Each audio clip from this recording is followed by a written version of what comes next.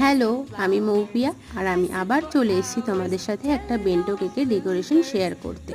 তো তোমরা অবশ্যই জানিও শেষ পর্যন্ত দেখে যে কেকের ডিজাইনটা তোমাদের কাছে কেমন লাগলো, আর জানিও তোমাদের মতামতটা কমেন্টে।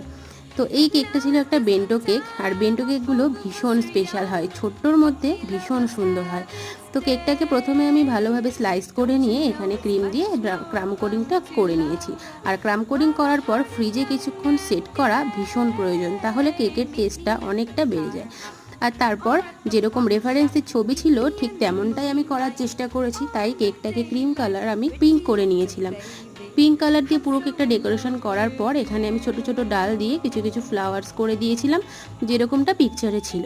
তো তারপর এখানে যে লেখাটা লিখতে বলা হয়েছিল সেটাই আমি লিখে দিয়েছিলাম। তো তোমাদের ডেকোরেশনটা কেমন লাগলো আমাকে তোরা অবশ্যই কমেন্টে জানিও, আর ভালো লাগলে চ্যানেলটা সাবস্ক্রাইব করে দিও।